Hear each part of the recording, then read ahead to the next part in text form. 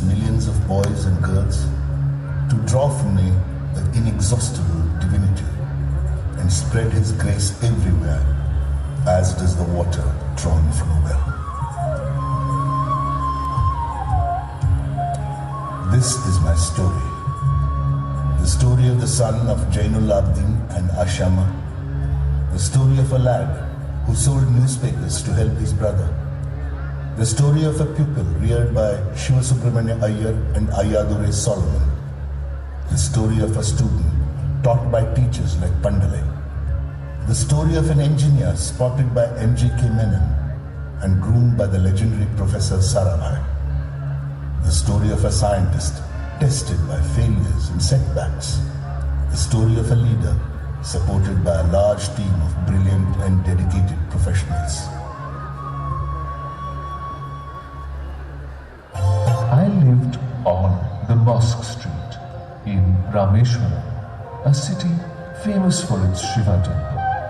Every evening, on my way home from the mosque, I would linger near the temple. I always felt like a stranger here as the temple goers stared suspiciously at me.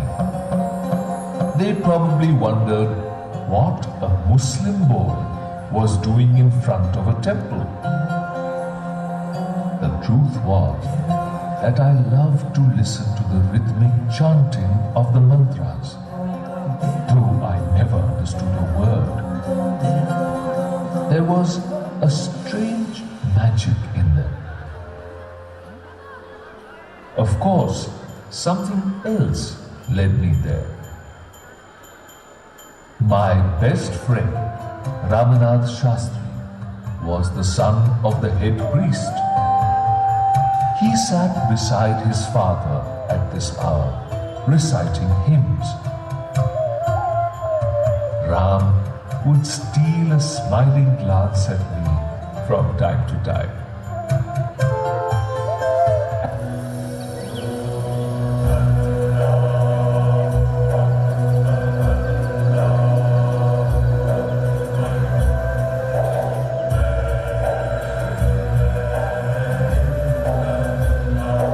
At school, Ram and I always sat together on the first bench of our classroom.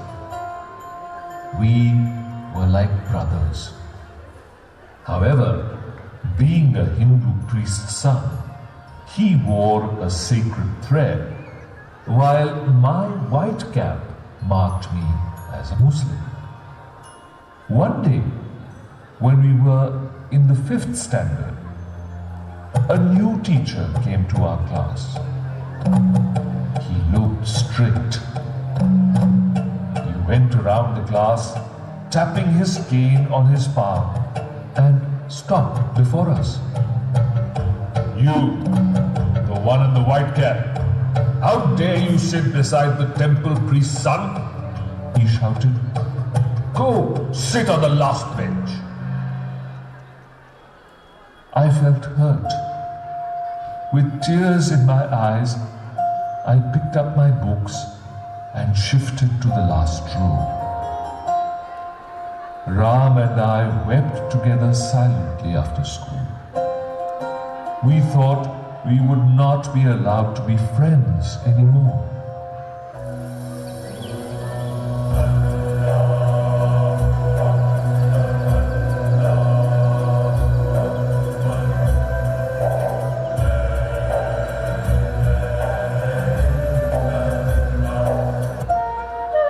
When I reached home that day, my father looked at me and asked, "Were you crying? What's wrong, son?" I recounted the whole incident to my father, while Ram also told his family the same story.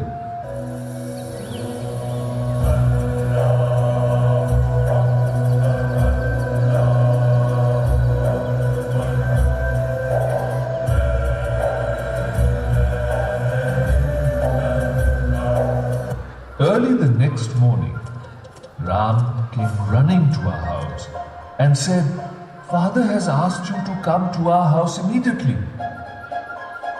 I was terrified. I thought I was in for some more trouble.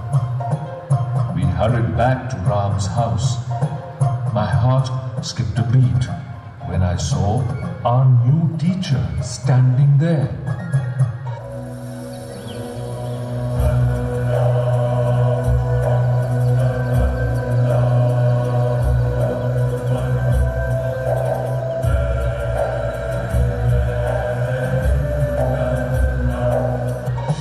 Light of our discussion, apologize to Kalam here, said Ram's father with a stern face. I could not believe what I had just heard. The head priest was asking the teacher to apologize to me. No child is less than another in God's eyes.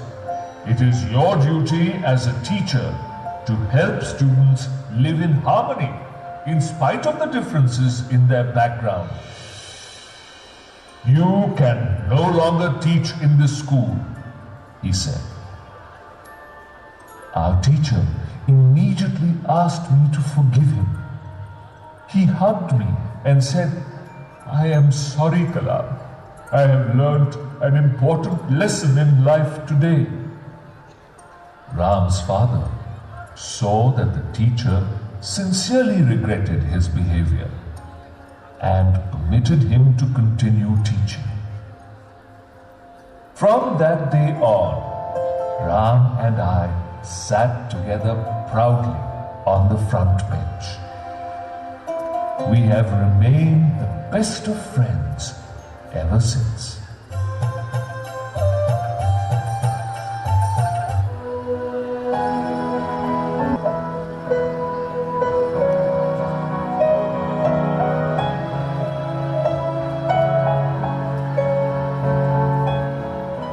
The Second World War was just over and India awaited her freedom eagerly.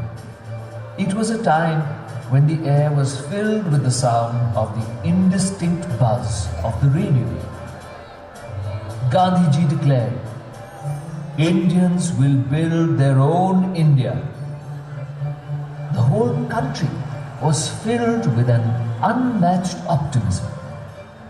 I secretly wished for a chance to do something for my country.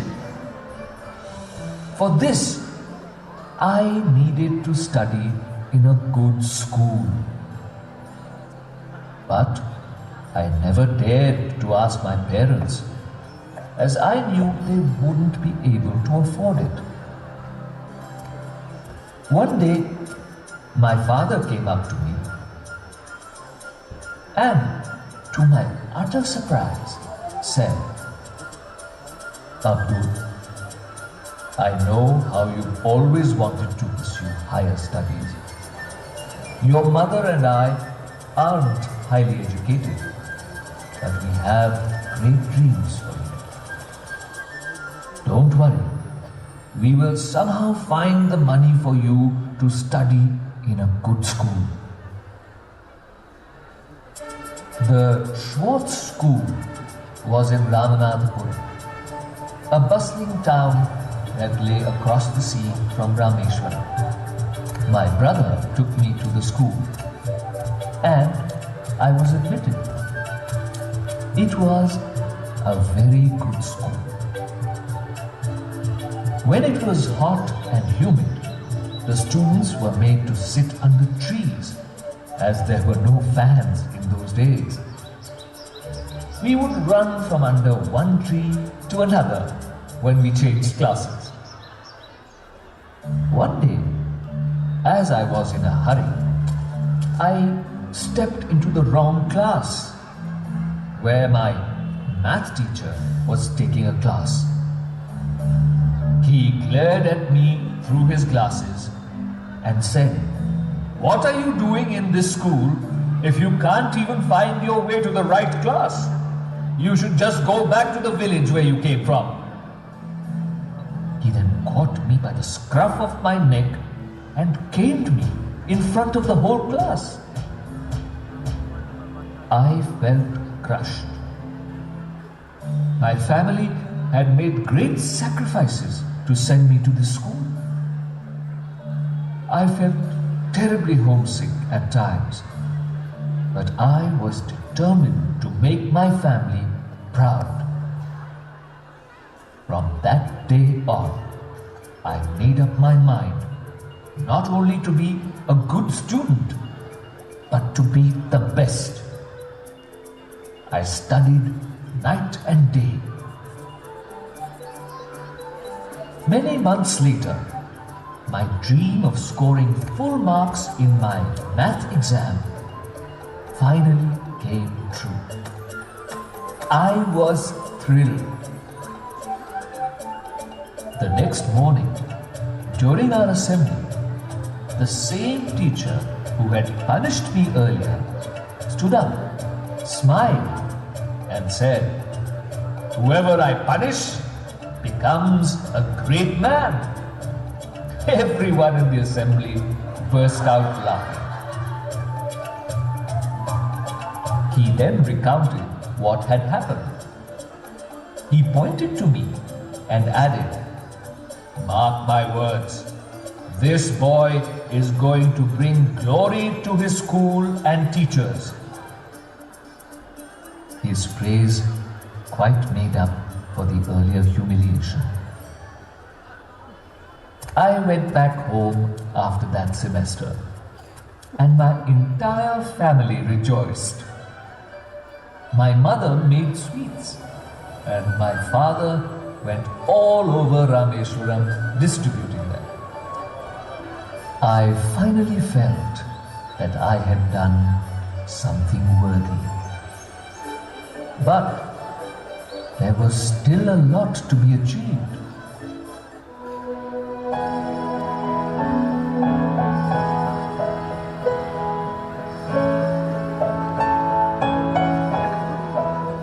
Dr. APJ Abdul Kalam was a prominent scientist in India for 4 decades and spent his life as a science administrator in DRDO and the It ISRO. was finally time for the launch. We had worked for 7 long years for this moment. The whole team waited anxiously as SLV-3, India's first satellite launch vehicle, was prepared for the launch. The countdown began. 10, 9, 8, 7, 6, 5, 4, 3, 2, 1, liftoff! The first stage performed to perfection. We stood spellbound, watching, our hopes soaring in the form of SLV-3. Suddenly, the spell was broken. The second stage went out of control, and the flight was terminated after 317 seconds. The rocket crashed into the sea, and all our hopes drowned with it. One moment there was magic, the next a feeling of utter hopelessness. This event came as a big shock to most of us. I felt angry and frustrated. A press conference was scheduled. The causes of the failure were to be discussed. I felt responsible for the crash, and a dread filled my heart. I knew that the press would be full of critics, waiting to blame my team and me. But my chairman, Professor Satish Dhawan, took the mic from me and answered all the questions confidently. His composure and his clarity of thought really impressed me. He said, "These are very complex missions. We have to find out what went wrong, correct it, and then make sure that it's not repeated." He also added, "I am confident that in exactly a year's time, we can successfully place a satellite in orbit. His last sentence made my heart soar. I had hardly slept for the past week, and I went straight to my room and fell on my bed. Exactly 1 year later, on 18th July 1980, the whole nation was watching us again. It was time for the launch that was going to change the future of the Indian space program. In the early hours of the day, SLV-3 lifted off. The satellite was successfully put into orbit. Then I got the opportunity to speak the most important words I have ever uttered in my life. Mission Director calling all stations. All stages performed successfully, and the Rohini satellite is now in orbit. There was a loud cheer everywhere. When I came out of the building, my colleagues lifted me on their shoulders and paraded me around the launching pad. It was my proudest and happiest moment. I was so proud of my team. The whole nation was excited. India had made its entry into the small elite group of nations that possessed satellite launch capability. Every newspaper carried headlines of the event. A press conference was held once again, and I requested Professor Satish Dhawan to address it.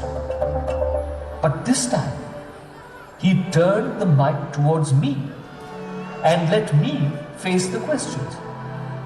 He knew how hard I had worked for the project and thought I should be given the privilege of facing the press. That day, I learned how a leader guides his team, taking the blame when faced with failure and sharing the praise in the event of success. I hoped that someday I could also support my team in the same way.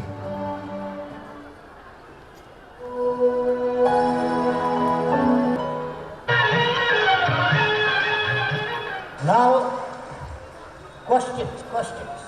5 questions. 5. Who is going to ask 5 questions? 5 fellows come. Yes? Get up. Come. Sir, I would like to hear from you a few tips for the upcoming generation to succeed in life. Well, succeeding life, I have already told you. Yes. You have to do 4 things, okay? Number 1, repeat with me. Number 1, you repeat. Number 1, Great aim. great aim. I will have great aim. I will have great aim. I will I will continuously acquire knowledge. Continuously acquire knowledge. continuously acquire knowledge.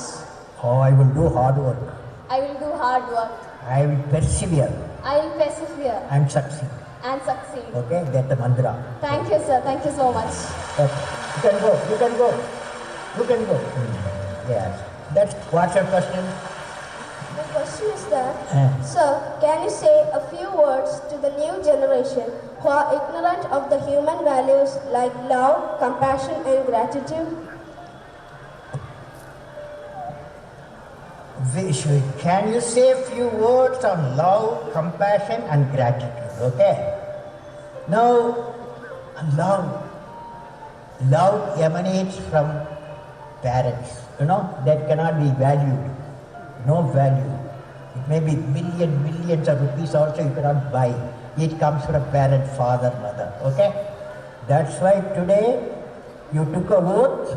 What is the oath you took? I will make my mother happy. You are taken. So that's why your gratitude because of the love. Compassion. Compassion we have to have today. I saw when I was traveling, a father, mother two physically challenged children, they cannot talk to each other.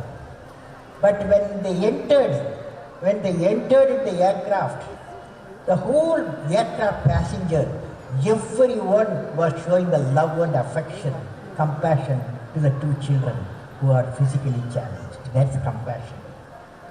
Gratitude. Gratitude is the greatest quality every one of us having. For example, you look at the sun, look at the earth. Billions and billions of years, sun gives radiation, light and warmth to the earth. We live. At no time sun has asked earth to thank. At no time the solar system has asked the earth to thank because I give you light and warmth. That is, earth should have gratitude. Earth should have gratitude. For 5 billion years we got the light, we got the warmth of the sun.